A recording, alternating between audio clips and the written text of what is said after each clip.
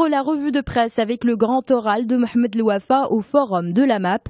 Le ministre des Affaires générales et de la gouvernance avait d'abord l'air très fier du succès de l'indexation des prix des produits pétroliers, rapportent les Échos.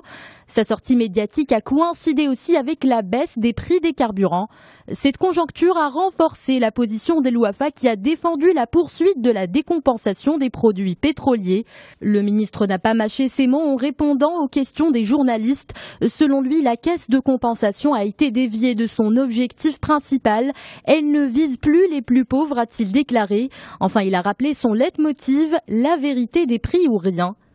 Les propos d'un autre membre du gouvernement font couler beaucoup d'encre, ceux du ministre de la Jeunesse et des Sports. Aujourd'hui, le Maroc écrit, Mohamed Ouzine a déclaré sans avoir froid aux yeux que les images sur Internet censées représenter l'inondation du complexe Moulay Abdellah dataient du mois d'août. Il a aussi accusé certaines parties de vouloir souiller l'image du Maroc en tant qu'organisateur du Mondialito. La déclaration a provoqué un tollé selon le quotidien. Pourquoi le département des Sports refuse tout simplement de reconnaître sa part de responsabilité dans ce scandale, se demande le journal. La nouvelle politique migratoire du Maroc en une de Libération.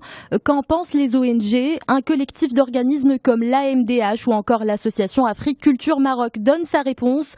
Il estime que le bilan est toujours mitigé. Un an après l'entrée en vigueur de cette politique, il y a encore des efforts à faire en matière d'accueil plus respectueux des droits des personnes, peut-on lire. Démantèlement d'une cellule terroriste qui s'activait à Fnedr, Sebtam, Lilia et Barcelone, titre la Nouvelle Tribune.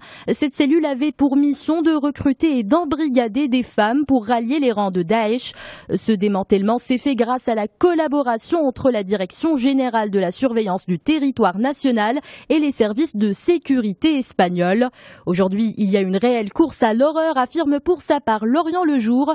Le quotidien libanais revient sur le carnage de Peshawar au Pakistan. Un crime des plus choquants selon le journal. Les talibans ont franchi un nouveau cap en s'attaquant volontairement à une école et donc à des enfants.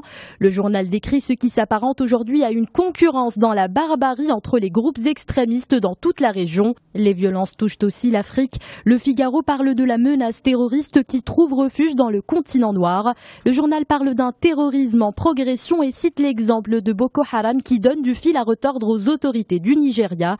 Face à cette recrudescence de la violence, la France appelle l'Afrique à faire front contre le djihadisme. C'est ce qui est ressorti en tout cas du Forum international sur la paix et la sécurité de Dakar.